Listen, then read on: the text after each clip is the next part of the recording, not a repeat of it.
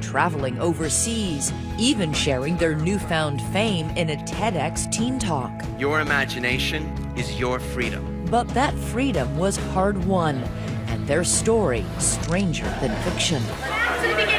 Far away from the flashing lights and the paparazzi is public housing, where the secret world of the Wolfpack first unfolded.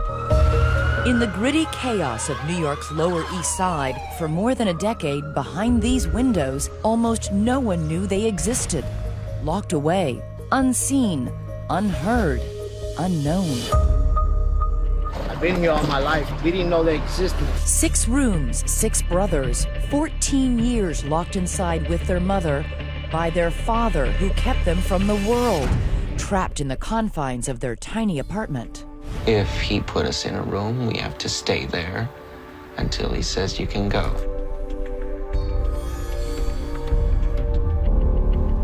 With no friends and no freedom, the boys have just one escape, what would be their salvation. Movies. Thousands of movies. As far back as I can remember anything, like as far back as I can remember loving my mom, I remember movies. They were like a door into another world. In many ways, movies saved your lives. I think, in a way, movies, they shaped us who we are. They memorized them, reenacted them, even costumed themselves in imitation, like Travolta and Jackson in Pulp Fiction. Don't be looking at me like that, right? I can feel your look. Tonight, a story about the power of film, of imagination, and the Wolfpack's astonishing journey to freedom. It's now or never. Good evening, I'm Elizabeth Vargas. Just weeks ago, that acclaimed film, The Wolfpack, received an MTV nomination for Best Documentary, topping off an incredible year for those 6 courageous brothers whose lives had been saved by the movies. That is, until they became their own movie. And even then, no one could have predicted the changes in store from when I first met them and where I first met them, back where their incredible story began. It's a New York City public housing development, home to some 800 people. I am a rare visitor to the apartment where the Angulo family lives. Come on in. 21-year-old Mukunda invites me in, show me the home that was his prison for 14 years. The apartment is 1,000 square feet. The largest space is this living room. That's 2 of me. Yes. Yeah. It is small. The apartment home to 7 children and their mother Suzanne and their father Oscar. He had the only key to the front door, and only he could use it. So this was always locked? Always. His father blocked the door with a tall ladder to keep intruders out, and his wife and children in. And when you lift the ladder, it'd make a loud, so he would know if anyone was attempting to go out. Oscar creates their own fortress of solitude. In these home videos, scenes of the strange world in which they lived. Part Hare Krishna, part paranoia. Oscar's own hermit kingdom. So we had this idea having a big group, like our own community, our own race here. It's almost like a tribe that you have. Vishnu is the first child and only daughter, born with a rare genetic disorder. A year later came Bhagavan, and a year later, fraternal twins, Govinda and Naranya. Where did they get these names? They're Sanskrit, from the Sanskrit language. Mukunda was born next, and then the 2 youngest, Krishna and Jagadish. At night, the young boys slept with Suzanne, piled on top of each other on mattresses. I love her, and she loves me. During the day, releasing their pent-up energy, dancing, bouncing. Their entire childhood homeschooled by their mother. For the 6 boys, recess was roller skating indoors, back and forth in that tiny hallway. But the most important lesson every day, Oscar's rules. Number 1, the boy's hair was never cut. He always encouraged us to have long hair. When you have long hair, you are powerful. He was like, be a powerful person. Rule number 2, stay inside. What did he say would happen to you if you went outside? He would say to us, so outside there's good people and there's bad people. That would always explain, I'd like to keep you all here, protected. Here, there were rules about what rooms they could enter.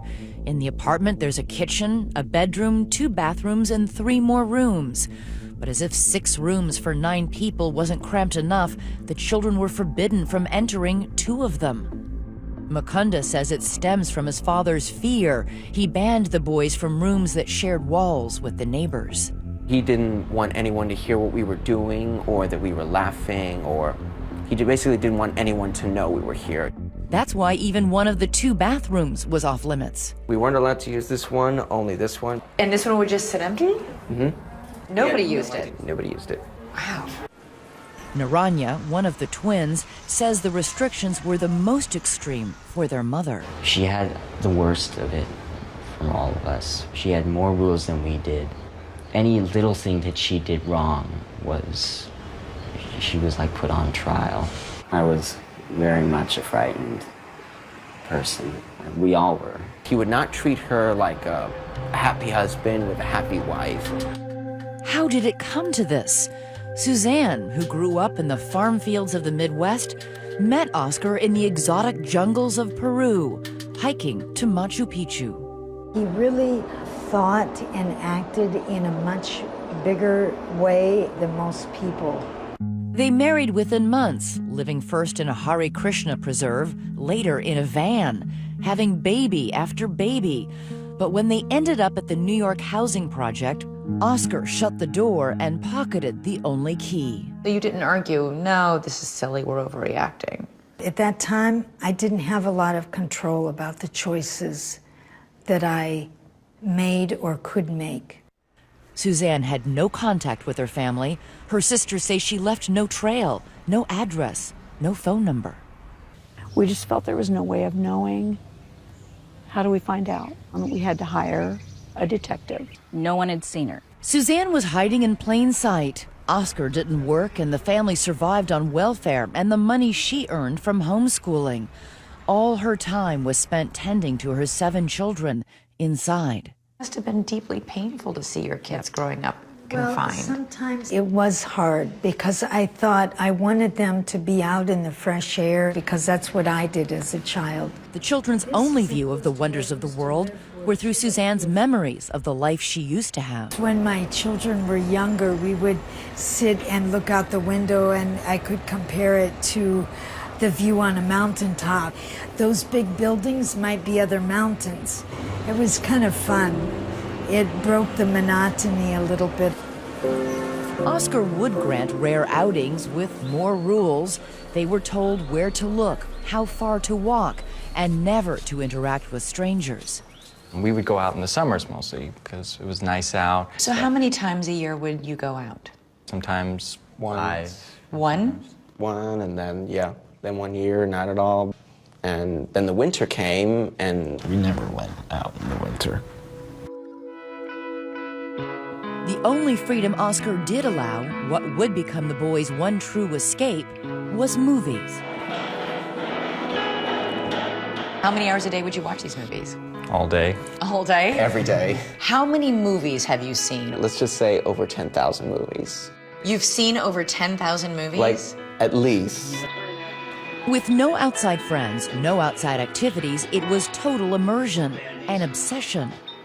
If I didn't have movies, life would be pretty boring. It makes me feel like I'm living, sort of, because it's kind of magical. Next, the power of imagination. The brothers sustaining life inside the walls, creating a world of their own by recreating the movies they love. Until the day when that's no longer enough. And one brave brother decides it's time for his own great escape. It's now or never. I'm going to do it now. Stay with us.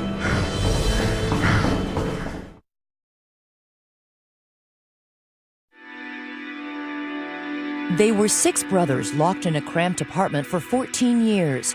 Their father gave them free rein to just one thing. I don't shine shoes anymore. Movies. They were the boys' only window to the outside world, losing themselves in the wilderness of the last of the Mohicans, the streets of Sicily in The Godfather, and the gritty New York underworld in Goodfellas. I wonder about you sometimes, Henry. You may fold under questioning. The films were more than entertainment. They were salvation. The movies taught us, like, sort of how to speak to one another. Talking to me? How you interact with another person, then have an opinion. Marvin, what do you make of all this? With hours, days, weeks, months, years to fill, they would watch their favorites again and again. The Dark Knight. Pirates of the Caribbean. Blade Runner. Taxi Driver. Apocalypse Now. Citizen Kane. No Country for Old Men. Halloween. Gone with the Wind. Sunset Boulevard. The Thing. At some point, simply watching is not enough. Mr. White. The boys decide to become a part of the movies they love. In the confines of their tiny apartment, their imagination runs wild. Every time my fingers touch brain, I'm Superfly TNT. I kind of thought, why don't we do those films? Be those characters. They painstakingly transcribe every word, spending weeks creating handwritten scripts, homemade costumes, and props. Inglourious Bastards. How many scenes in the movie is this? Oh, this is the whole movie. This is the whole movie? Every word that is uttered in that movie. And that's every word that's uttered in Pulp Fiction? Yes. Yes. You've got to be kidding me. With every line, every hand gesture, every expression memorized, they assign parts and perform. Their only audience is themselves. Scenes from Reservoir Dogs. From Pulp Fiction. Don't be looking at me like that, right? I can feel your look. Batman. Every punch choreographed.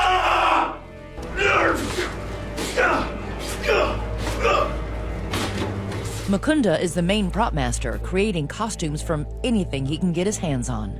We got an oxygen tank from No Country for Old Men. Inside, if you want to feel that, that is little Milo tin cans. It's like a Raisin Bran or Quakers, and I would just tape it all together, get the shape, and just color all of it. That's great. When we do it, I have to get in the mind of the character to play Batman because it's a responsibility, sort of. That sounds pathetic to some people but to us and to our world, it is very personal. Did you guys ever look out the windows at other people on the street and wonder what their lives were like? It was kind of like, oh, look at that, that's a school bus, these kids are going to school, just like in the movies. As for the neighbors they never saw. We make up characters out of them. Like if we hear yelling or like loud music, we'd be like, that sounds a little bit like Goodfellas partying. Maybe Robert De Niro was living in there. We just imagine a lot. Sort of what you miss out on, you make up in fantasy. For 14 years, they are confined, from first teeth to first words, young boys becoming young men. As they grow, the 4 rooms they live in grow smaller. The claustrophobia becomes stifling. It's scary to want to break out of that box. Then, in 2009, their prison shrinks even further. Oscar, perhaps sensing his growing son's growing restlessness, covers the windows that winter with blankets, sealing off the one remaining link to the outside world. When that was happening, we couldn't even get sunlight looking out the window. I started getting a little like, all right, enough is enough. It is 2010. The tension in the tiny apartment has mounted. It starts to reach like a volcano point where something is starting to erupt. Mukunda's name means giver of freedom, and one morning he wakes up determined to seize his own. It was a Saturday morning, and I just thought, you know what? I've got to do it today. It's now or never. He waits for his father to leave the apartment to buy groceries. I wouldn't dare do it when he was around. He goes to his prop closet and selects a mask to hide his face. He is frightened his father will see him on the street. The mask he chooses, Michael Myers from the movie Halloween. There's no way he would be able to recognize it was me. Right. And then, 15-year-old Mukunda opens the front door. Down the 16 flights of stairs. And out into the air. The moment I opened the door, my heart pounded so hard. I was like... Outside, without his father, for the first time in his life. What do I do? I'm out in the open. It's all out there. There's no going back now. He doesn't even know his own address. I'll know how to get back as long as I keep the building are building in my sight. So you just kept looking back here, sort of as your touchstone. Yes. But you kept walking. I did. mean... And as I recall, I knew which window was ours, and I saw my brothers. Like So you came down to this corner, turned this way? I turned left, yes. Turned left. Were you nervous? Really nervous. Still wearing the Halloween mask, he goes into a bank, a supermarket. He is terrified, and terrifying to those who see him. It doesn't take long for someone to call police. Mukunda is escorted away in an ambulance. For most, a nightmare. For Mukunda, it's his first real-life adventure. I was in an ambulance for the first time. I was never in an ambulance. I was like, whoa, look at this. This is just like a movie set or something. I'm like, they got the siren on? This is pretty wild. Because Mukunda won't speak, police think he's unbalanced. They take him to Bellevue Hospital, the psychiatric ward. What was it like being in the hospital? Fun, I have to say. Fun? It was, because I interacted with, like, people for the first time. He spends a week at the hospital, and when he returns, there is a cataclysmic shift in the apartment. Oscar now knows he's no longer in control. Basically, it was that first walk down this first sidewalk that broke the spell, really, over the entire family, right? It is a walk on Broome Street. Changed everything. Next, all the brothers discovering the outside world for the first time. This is like 3D, man. It's very fresh out here. And a chance encounter with a woman who will change their lives. It was like one kid, another kid, another kid, and all of a sudden it was 6 of them, and I ran after them. Stay with us.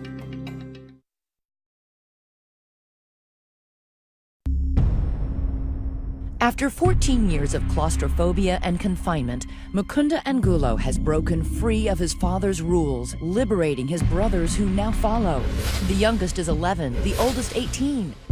While their father stays in his bedroom behind closed doors, his sons take their first steps outside their apartment without him. What were those first forays out like? Pure excitement. Pure excitement. Yeah. They are tentative at first, traveling in a pack, not going far from home. Their senses are heightened.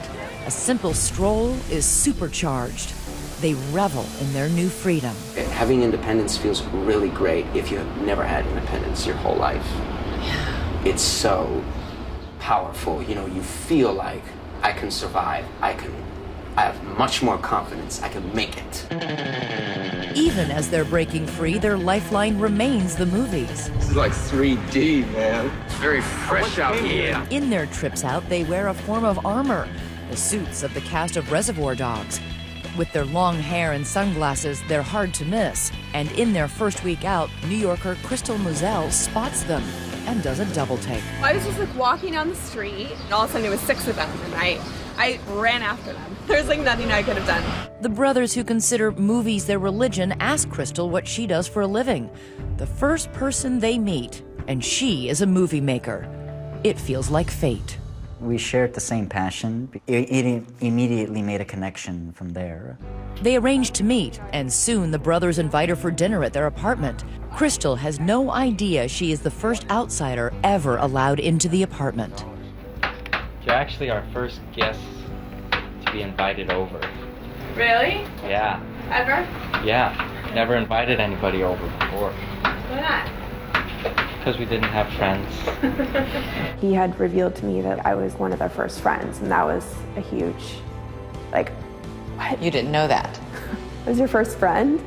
Crystal only gradually learns about the confines of the boys' childhood. She starts documenting as they experience life on the outside for the first time. Their first bike ride. First visit to a restaurant. How's that salad? That's Mukunda 5 years ago. Is it gross? No, it's very tasty and very chemical. Chemical? Yeah, tastes like a chemical. And perhaps most momentous, their first time to a movie theater to see Christian Bale starring in The Fighter. That's awesome. That's exciting. I play that guy in The Dark Knight. Batman Begins. You had a front row seat to them experiencing the world for the first time. Yeah. What was that like? Oh, it was wonderful. They would express, oh, we've never been to the beach. We want to go to the beach. said, okay, let's go. I'll follow you to the beach. At the beach, for the first time, they feel the sand in their toes, taste the salt in the air. It was kind of like this baptism as they're like crashing into the water for the first time, and it's very beautiful. How did they grow and change as they began to go out and experience life? They slowly learned how to interact with people. Nice to meet you. Nice to meet you. Where are you guys from? The only way I knew how to make conversation with anybody was, do you like movies? Yes, I do. What's your favorite? I like this movie. Oh, I like that too. Learning the art of conversation and the art of movie making, Crystal teaches them about cinematography. Tripod. You know, the three-legged. We'll do that. Oh, Yeah. That's Govinda, one of the twins, his hair long, dutifully taking notes. And how do you review over what you're recording? There's something that's so open about them that you don't see every day when you're in New York City. Crystal films for nearly 5 years. A friend tells her the boys look like a pack of wolves, and the nickname sticks. All the while, they become more accustomed to the outside world. What were the differences between what you had thought life was like from watching the movies and what you really experienced life as being? One, not everybody's trying to kill you. In the movies, everybody understands what the other is saying, and they have like a reply to it. But in real life, it's like, could you repeat the question? Could you repeat it? Like, I'm sorry, I didn't get that. And not everything's a plan, in other words, in life. And in movies, Everybody's not following a script. exactly. Because everything moves slower. You need life to be edited a little bit better, right? Their freedom brings transformation. The youngest, Jagadish and Krishna, changed their names to Eddie and Glenn. And 4 of the brothers cut off their long hair. So cutting your hair off was a rite of advancing.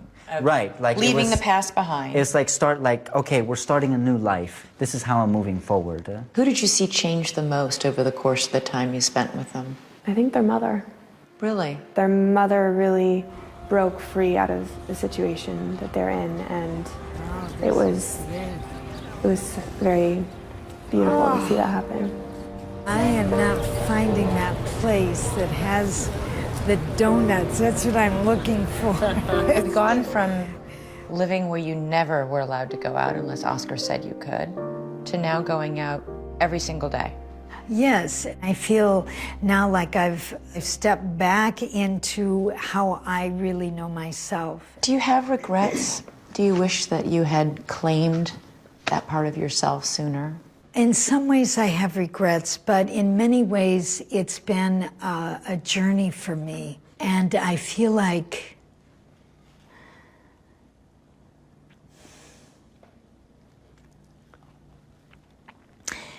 it's been a learning process. And so I can't discount any part of it because it's my life. And that would be like saying, oh, I wish I hadn't lived for those years, and I never feel that. Suzanne's biggest step, reaching out to the family she had cut off. In the documentary, she calls her mother. She hasn't heard her voice in more than 20 years. Well, I just want to say that I love you so much, Mom. You know, I just love you so much. That must have felt amazing to talk to her again. Yeah, I just am so glad to have her in my family in my life again. Next, Crystal's documentary debuts. How has your life changed? It's changed a great deal. And the Angulo brothers, once hidden away, find fame on the red carpet. Wolfpack. And a dream meeting. I have somebody I want you to meet. With a man who had been a lifeline for more than a decade, but never knew it. Stay with us.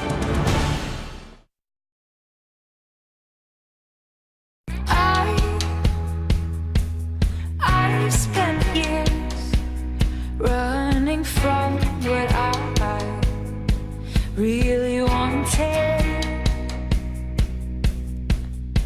Everybody look to the right.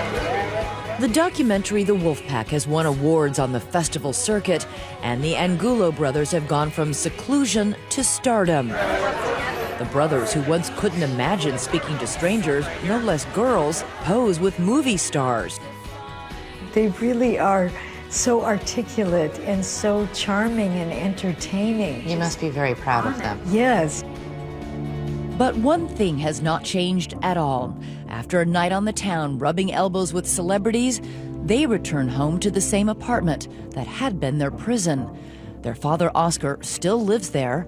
Suzanne remains married to him, but says he no longer makes the rules. Are things different now with you and your husband? Yes, our relationship has probably done like a 180. In our visits to the apartment, Oscar remained behind this door, unseen. This is my parents' room. That's your parents' I think room? they're in there. He did not respond to our request for comment. The relationship between Oscar and his sons is irreversibly damaged. Only one brother now speaks to him. The others, like Naranya, are desperately saving money to find a way to move out. I have no interaction with him at all. As far as I'm concerned, he's dead. I'm trying to move out because living under the same roof just haunts me every second.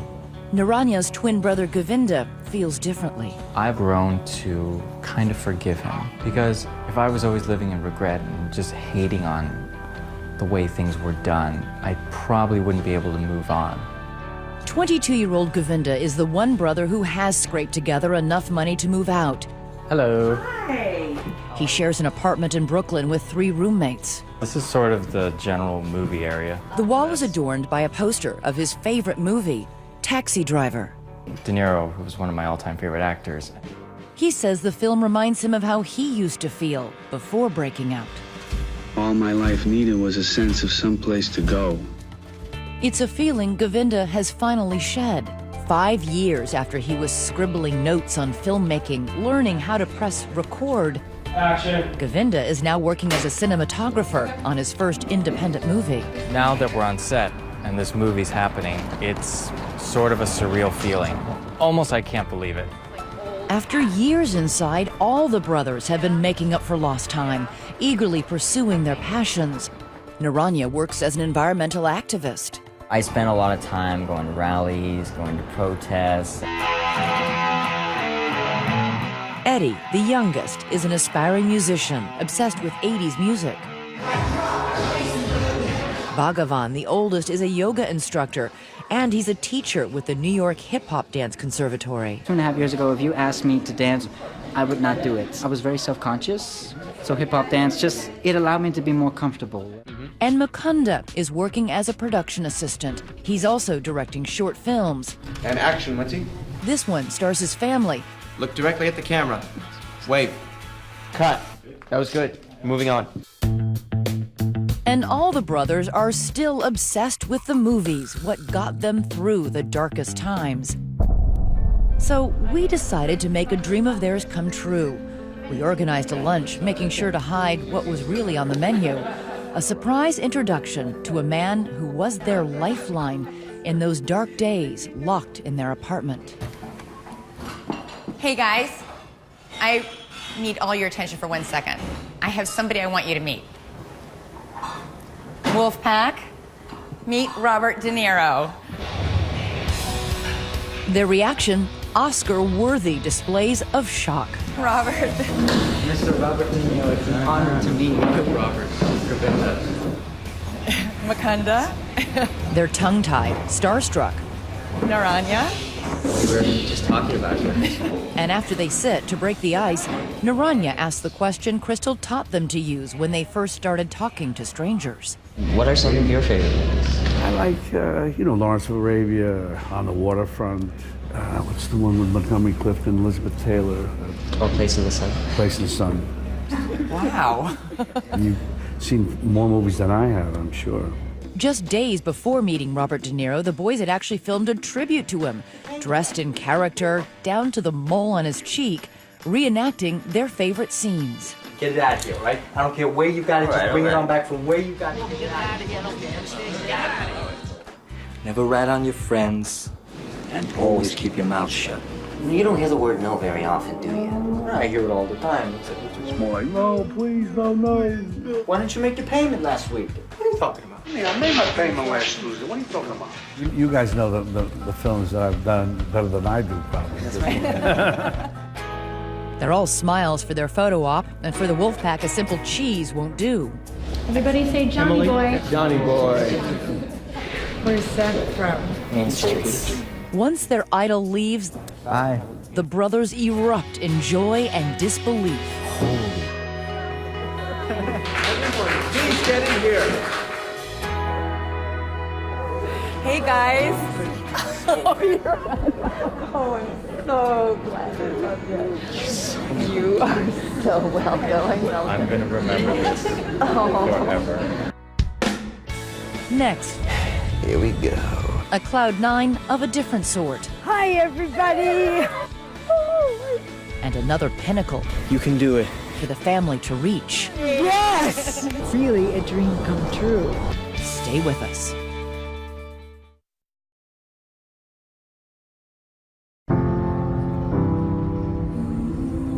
Another impossible dream is about to take flight. The Wolfpack brothers are boarding an airplane. Our cameras rolling as they begin their journey from New York to Michigan for an event more than 20 years in the making. We are all on our way to meet our family on my mom's side. We're all here. A family they'd only heard of, never met. Once the seatbelt sign's on. Nervous, excited. It's alright. 5 years earlier, this is what Mukunda shared with filmmaker Crystal Mazel. Do you know who any of your relatives are?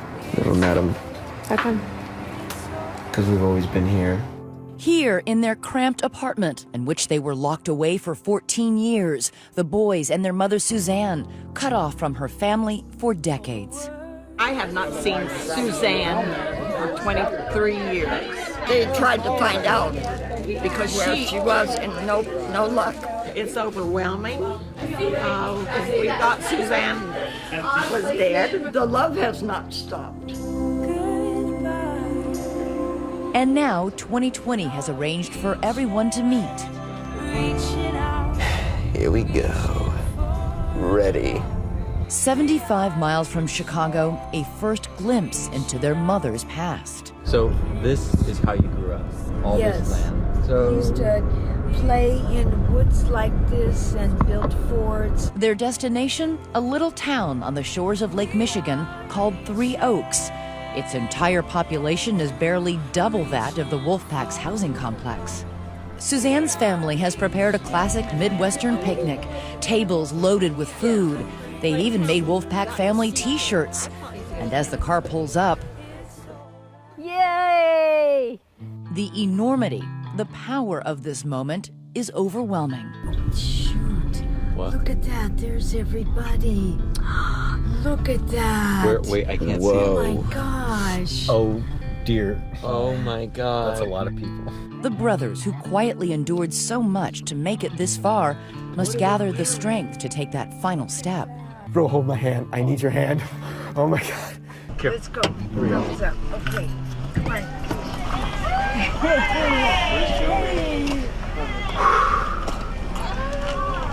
Hi, everybody. Hi, Mom. Oh. Are hugs okay? Corey and Jeff, they're from Chicago. He lives like. So that's my dad. This is my daughter Cheyenne. Hi, nice to meet you. I'm Govinda. It's good to meet you. You all look alike to me. Yes, we do. Love the 80s. Yeah. That's all him. That's me. All him. All the way. Like Motorhead? Motorhead, Twisted Sister, Rad. While new bonds are forged, There's your t-shirt. Oh, thank you so much. It's official. old bonds are renewed. Suzanne spots her older sister Joyce. Suzanne was her maid of honor at her wedding.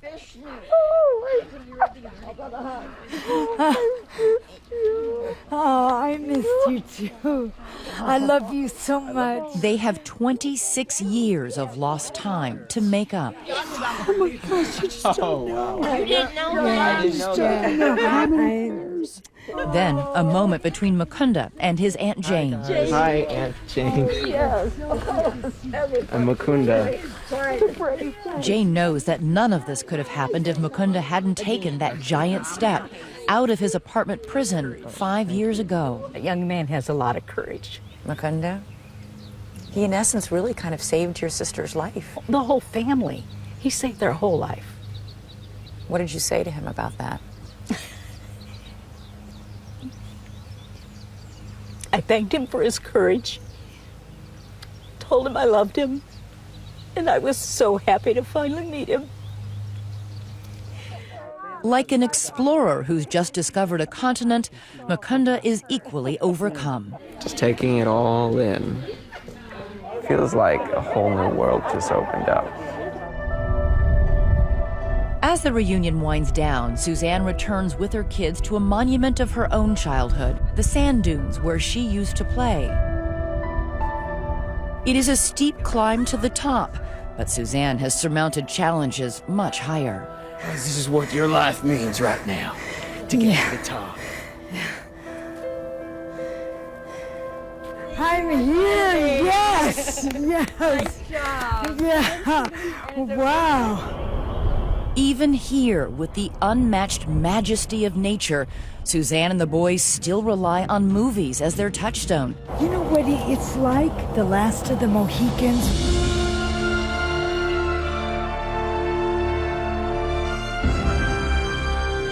Do the movie references never stop? They never. No, they don't. I used to talk to your boys about, let's pretend we're on top of a mountain. Those big buildings might be other mountains. Now you're really on a mountaintop with your kids. Yes. It's like a dream come true. Feels great. Finally. Yes, yes. I know a lot of people, will wonder, are these guys going to be okay? I think we're going to be more than okay. I think we're going to be great. Answer, absolutely. You're survivors. Hell yeah. What made you guys so strong? I have to ask. This woman right over there. Mom. Mom's love. Really? I don't think a mom could hear a nicer thing than that. Yes, yeah, that's true. How do I get it back down? The day ends at this campground, Suzanne introducing her kids to a simple and sacred family ritual, roasting marshmallows by the fire. The key to doing it is like you put it on the edge of the fire where it's hot and you turn them so they like toast light brown. At long last, the Wolfpack are back in the wild, their future as wide open as the night sky. I've spent years running from what I really wanted. Nobody's been impacted negatively by that experience of having to be inside all that time. Well, no, we don't have time for that. We're not like, hey, life's too short. Live it up. Just live it up. Live every moment.